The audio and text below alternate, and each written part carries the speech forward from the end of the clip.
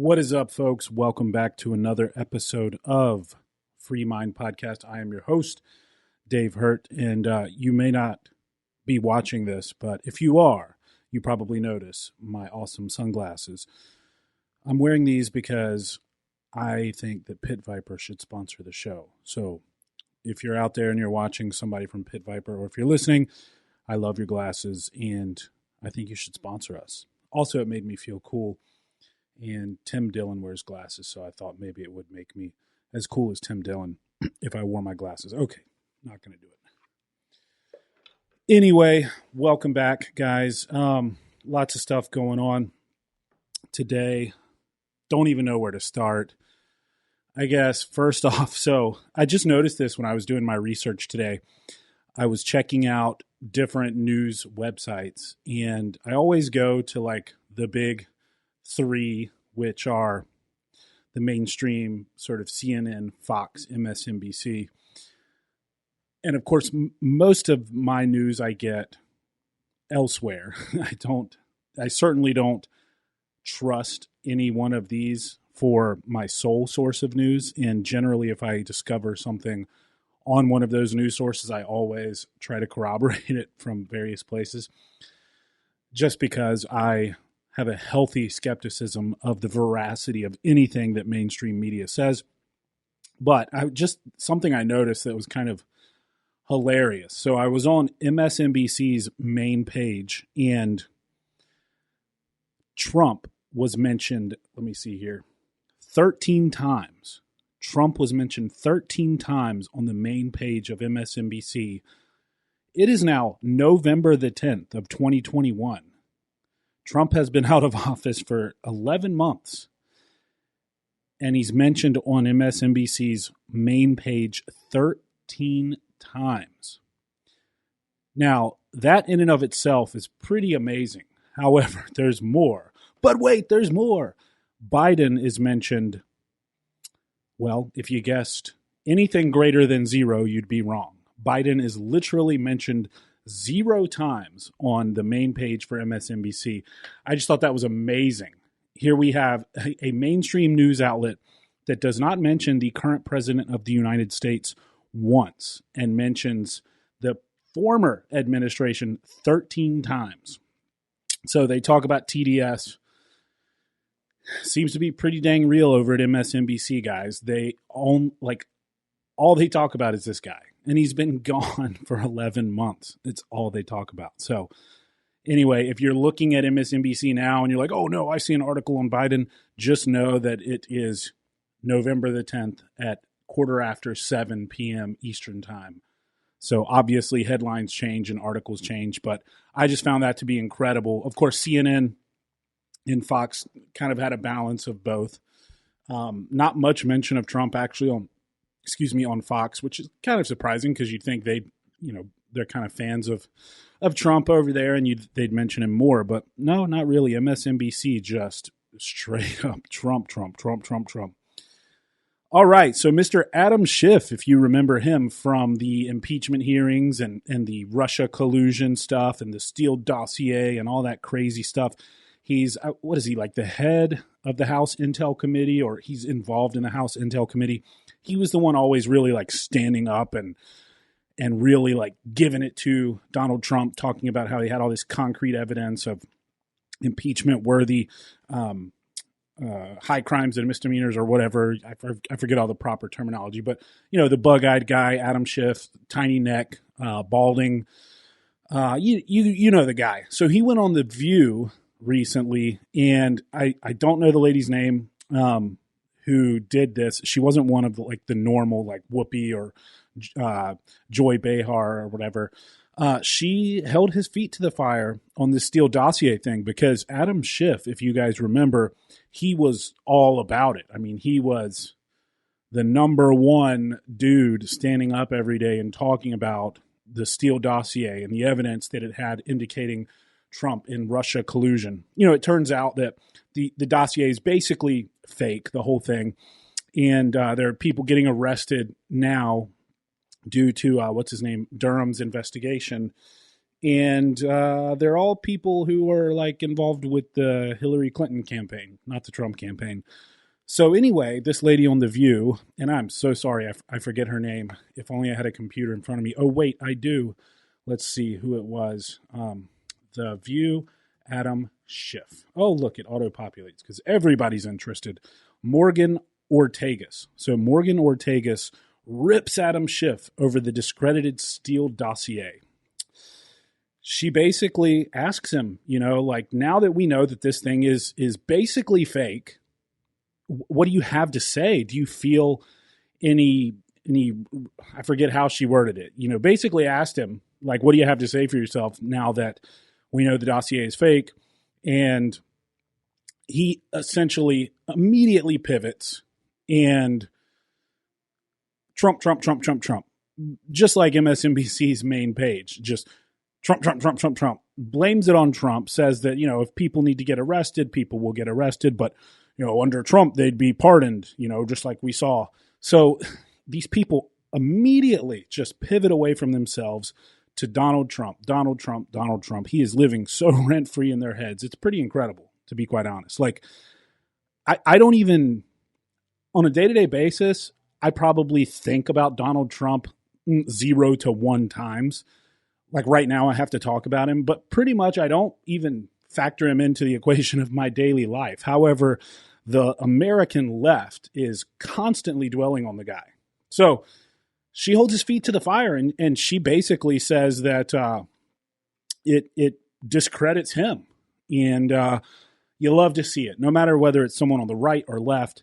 If it's a politician and they're gross like Adam Schiff and they're crooked like Adam Schiff, man, hold their feet to the fire. It's what we are supposed to do. So let's clap for the people on that one. All right, so that was that. Mandates. This is not an appointment to dinner between two fellas. This is requiring unconstitutionally us to get shots. So mandates are all in the headlines. Some Navy SEALs are suing the Pentagon over mandates. So that's good to see. At this point, there are 24 states that are suing the Biden administration over these unlawful mandates, where he's trying to use OSHA as a tool of his administration to enforce these mandates on companies with 100 employees or more. Again, starting January 4th, I think. Or no, December 4th, sorry. December 4th, it is currently November the 10th. So yeah, Navy SEALs are suing the Pentagon. 24 states are suing the Biden administration. Now, here's the thing. The Biden administration is right now saying, ignore all that stuff. Ignore the fact that the Fifth Circuit Court of Appeals has put a pause on this and said that it's basically unconstitutional. The Biden administration is trying to go straight to businesses and saying, do it anyway. All right, I'm going to bring this up again because it's incredibly ironic that so many people talked about Donald Trump as this dictator when, of course, he deregulated, he deferred to states' rights during COVID, etc., did basically all these anti-dictator things. Now we have Joe Biden's administration forcing a mandate to take a pharmaceutical on the people, and if they don't, they're going to lose their jobs and their way to provide for their family. And they're saying, even though the Fifth Circuit Court of Appeals says that it's not constitutional, do it anyway. Do as we say. Do as we say. Who's the dictator, guys? Be honest with yourselves on this. Whew, man, fired up. Also took my pre-workout already. So shout out to Phorm for Megawatt because that stuff still gets me jacked 3 years later. I'm working out after this. I don't just take pre-workout for fun. Well, I do sometimes, but I am working out after this. All right, so I was reading Al Jazeera earlier. Sometimes you got to expand outside of the normal sources. Actually, you should all the time. And this was pretty crazy. I don't know if you guys remember back during the Democrat debates, during the Democrat primaries, but Biden, when questioned about Saudi Arabia, said that he would not sell any weapons to Saudi Arabia. Like the Trump administration, he would make them a pariah. He would make it well known that none of that will be tolerated.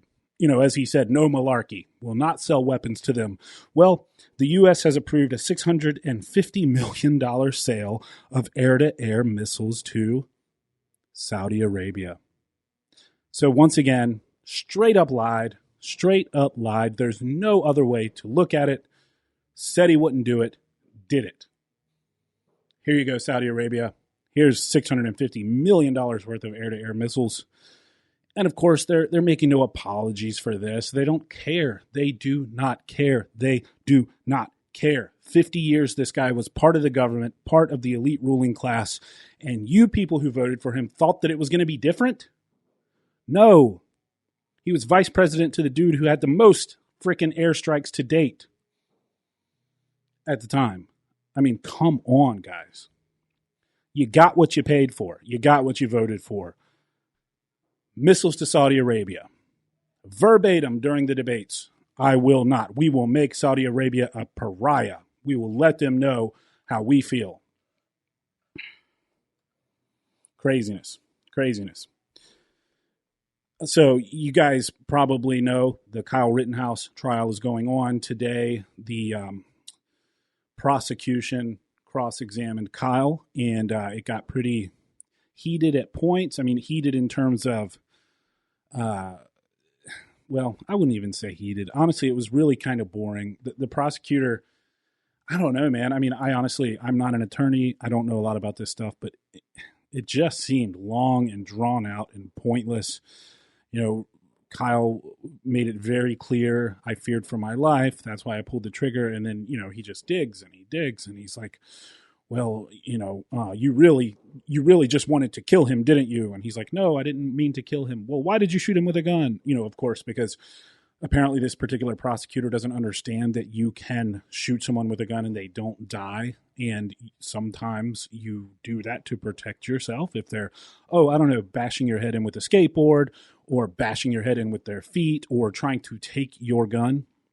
So uneventful, really, in my opinion. I mean, I think that it was more eventful yesterday when Gabe, what's his name? Let's look him up here. Gerbil Eyes Gabe. I mean, he was just straight stone cold.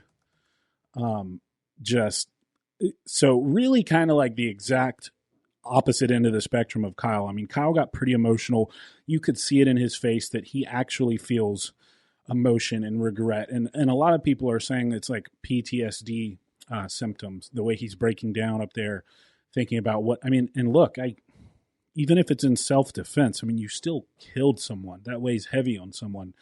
God, what is his name? Gabe. All right, how do we Google this? I'm not as good as young Jamie.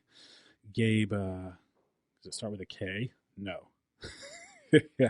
All right, let's try Gabe Rittenhouse trial. That's going to bring it up. Come on. Man shot by Rittenhouse testified. Yeah, so Gabe, maybe his name's not even Gabe, but maybe that's why it's not coming up. Let's see here. Man shot. Oh, no, don't play. I don't know the rights to this. Anyway, the dude who Kyle shot in the bicep basically admitted when questioned by the prosecution, mind you, it was their witness, asked him, so Kyle didn't fire on you until you approached him, aimed your weapon at him, and pointed your weapon at him and aimed, and you were about to shoot him, and he said, correct.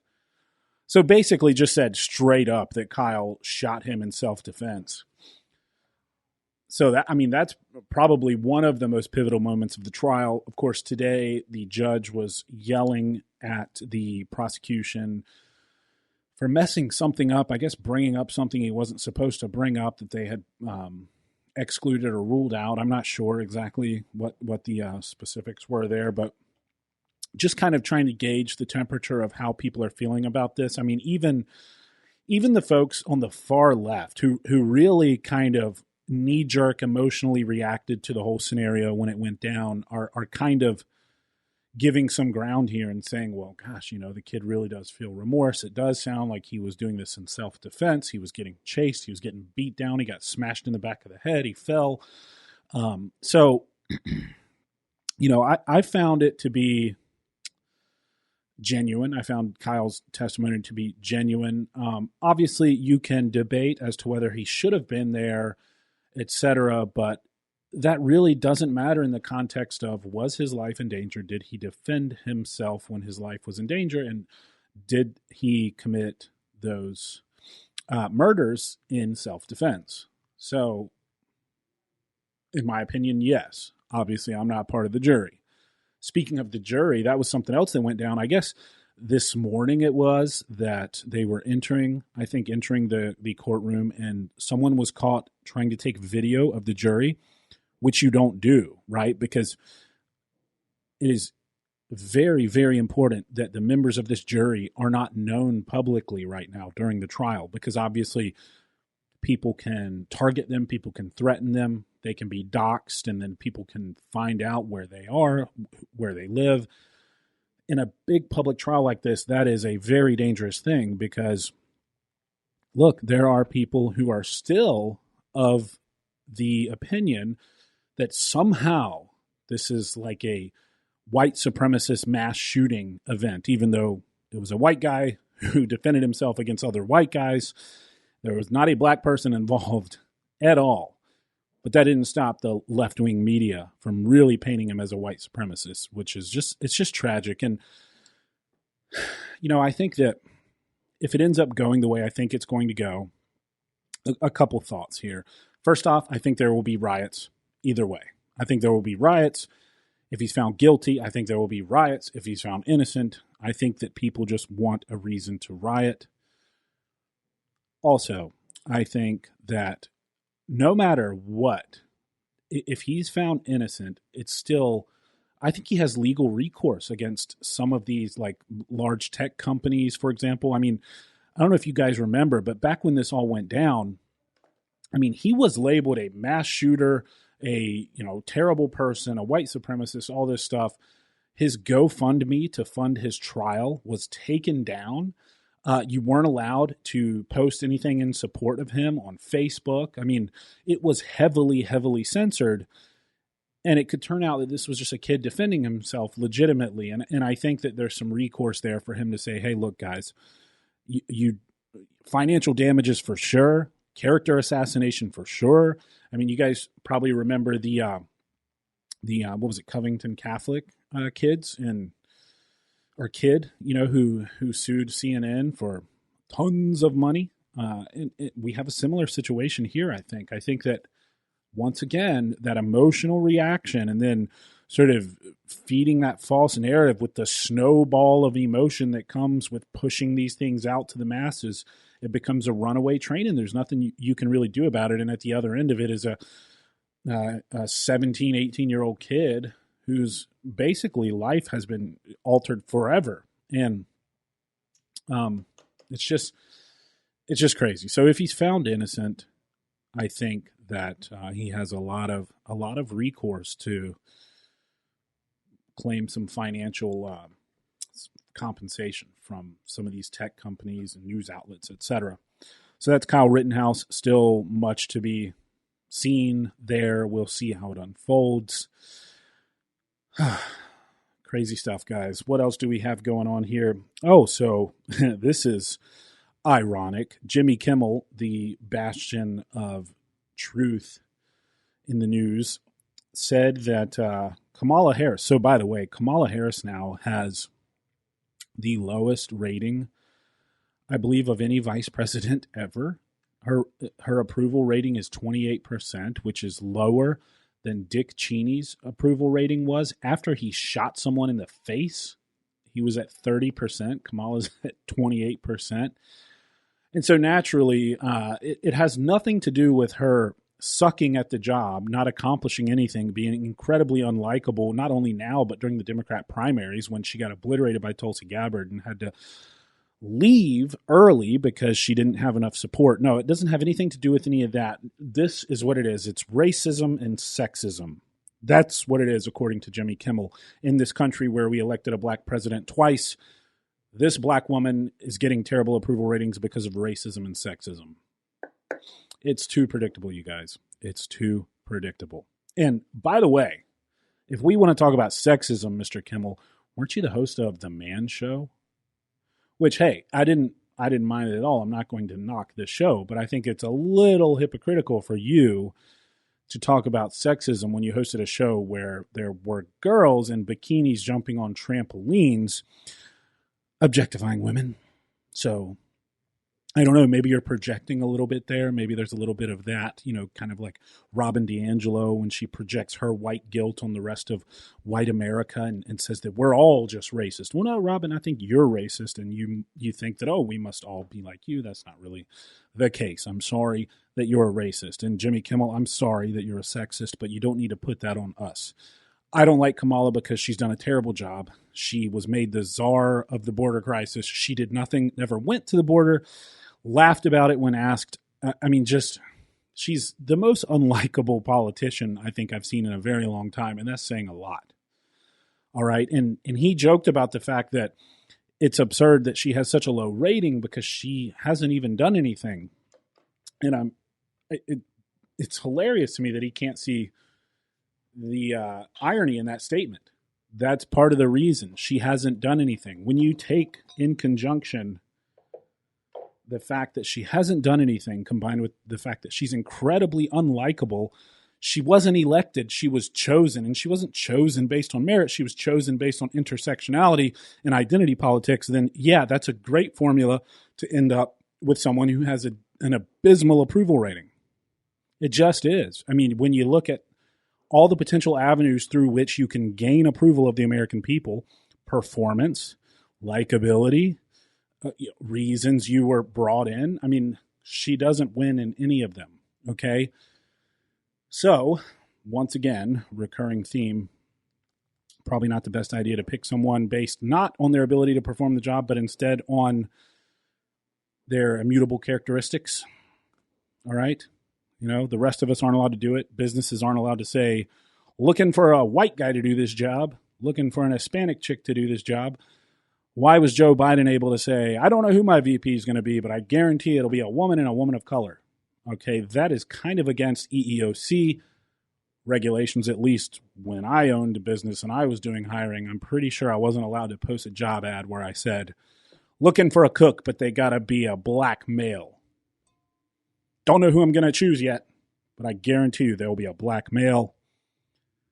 But once again, rules for thee, not for me. That's how it works, guys. That is how it works. Okay, one last thing that I noticed.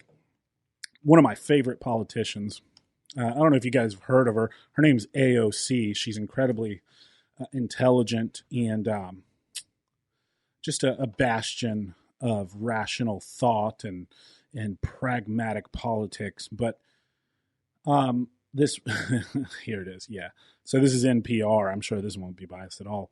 Representative Paul Gosar shares an anime video of himself killing AOC. All right. Yes. Let me be the first to say incredibly tasteless. Actually, is this video available? They probably don't have it available for me to see. Let's see here. Who is Paul Gosar, Republican from Arizona, is being criticized for tweeting an edited anime video depicting violence against Democrats, including AOC and Biden. So critics are slamming Republican Representative Paul Gosar of Arizona for sharing an altered anime video, yada, yada, yada. He shared the video from his personal and professional Twitter accounts Sunday, writing, any anime fans out there. Twitter has not removed the tweets, but instead hid them from view, with users required to click on a label in order to see it. How the heck does that happen? And I get banned from Instagram with no reason, and I definitely have not posted an anime video of me murdering a politician. Rules for thee, not for me. So, big stink about this, and look, I'll be the first to admit, and I think Nancy Pelosi is really making a big deal about this. It is in bad taste. I don't like the idea of an anime video showing one politician killing another politician, no matter how much of a metaphor it is, and not to be interpreted literally. I think it's in bad taste. However, some of the claims that people like what's her face? Nancy Pelosi, the Queen of San Francisco. She's basically, calling for legal action against this guy. And I think that's a stretch.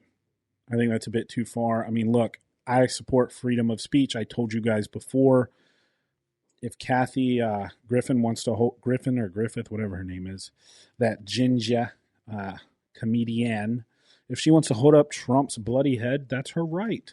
If we want to say, let's go, Brandon, that's our right. If somebody wants to have fuck Donald Trump as a song, that's their right. And look, if this guy wants to put up this video, as long as he doesn't make any open threats of violence, then that's his right. But here's the thing. You should want that, because now what's going to happen? People are going to vote in the court of public opinion, right? Like, yeah, there's going to be people who think it's awesome. There's also going to be a lot of people, like what I just said, who think it's in bad taste to do something like that. As much disdain as I have for Nancy Pelosi and other establishment, sort of keepers of the crypt, swamp donkeys, I don't think you should make videos showing you killing her. That's just absurd. And so free speech exposes stuff. And if you cover it up, then it can lurk in the darkness, right? Shine light on it. Let people say what they're going to say, as long as they're not making threats, advocating that you rally and cause violence and do violent acts, right? And I'm sure they'll try to argue that this was advocating violence against AOC and other Democrats. But look, it wasn't. It was a poor taste video showing this. And I guess it was, from some anime video where he just put their heads, replaced the characters' heads with the politicians' heads. And it probably wasn't even him who did it, right? Like, this dude does not look very young. It was probably his son or some aide on his staff. He might not have even known that it got tweeted out. Like, I'm sure President Biden has no clue what gets tweeted out from his account. I would wager everything in my checking account right now on it. So maybe some lucky person just won $12. Anyway, that's also going on. And of course, folks are making a big stink about it. And look, I talked about the Let's Go Brandon thing and how ridiculous it was that people on the left were losing their minds. I think this one's a little more justified, but I still think that you shouldn't silence speech. Again, it can expose someone's true colors. And my feeling is that there's likely a lot of folks in this individual, what's his last name? Gosar, in his district, who don't like the fact that he did this. So sometimes you just got to let people be who they are and shine a light on it. So anyway, folks, that is it for today. I think we covered Adam Schiff getting called out, Navy SEALs suing the Pentagon, 24 states suing the Biden administration, the Fifth Circuit Court of Appeals saying that the mandate is unconstitutional, Biden sending $650 million worth of, selling $650 million worth of air-to-air missiles to Saudi Arabia after saying he would never sell weapons to Saudi Arabia. The Kyle Rittenhouse trial looking very much like self-defense, in my opinion. MSNBC mentioning Trump 13 times on their main page and Biden 0 times on their main page. Interpret that for what you will. I don't know.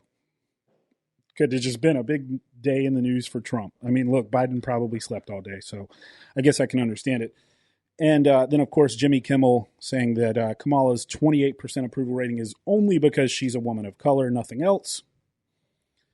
And then lastly, Nancy Pelosi getting all worked up over a meme where Representative Gosar from some state, Arkansas, I think, is committing murder in an anime meme. So that's what we got going on. I do believe there's some other stuff, but this show can only last so long. As always, give me your feedback. Let me know what you want to hear. Let me know who you want to hear from. Tomorrow, I will be interviewing Brad Robinson, who owns Kaizenergy, pretty interesting dude. He's a veteran of the U.S. Armed Forces. He teaches self-defense. He's a Brazilian jiu-jitsu practitioner, bodywork specialist, coach. He does all kinds of stuff. His new business is pretty sweet, and he's right here in the same building as me at the office gym. So I'm looking forward to talking to Brad tomorrow. So the next episode you hear after this will be an interview with that gentleman. I'll be interviewing a veteran on Veterans Day. That said, this episode will be dropping on Veterans Day, so thank a veteran for their service. Thank you guys. You truly make what we have here, what I'm able to do, the rights that we hold and that we know to be self-evident, right? You protect those, and we owe it all to you. So if you run into me, let me know you're a veteran. Lunch is on me. Drinks are on me. Whatever time of day it is, tomorrow, coffee, I don't care. Thank you so much. And you can find me on Instagram at that was the old name of the podcast. You can find me on Instagram at The Free Mind Podcast. At I Am Dave Hurt no longer exists on Instagram because the technocrat overlords do not like truth. But I am still on Twitter as at I Am Dave Hurt. I am also on Instagram, the apparel and coaching and all that fun stuff for my lifestyle brand, Just Work. You can find on Instagram at Just Work Co. If you like outdoor stuff, hunting and fishing, you can find that on Instagram at Just Work Outdoors. If you're listening to this on Spotify or Apple or Google or whatever else and you're not watching it, I do have a YouTube channel. It's Free Mind Podcast. Heavily throttled right now. Like literally went from 30,000 views on videos to like 30 views on videos, but I'm not going to stop putting out content because the last thing you do when you face a challenge is tuck tail and run.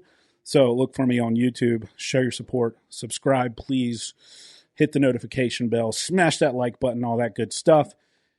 And if you're looking for the best supplements in the world, go to firstphorm.com/hurt and get them shipped for free. That's firstphorm.com/HURT.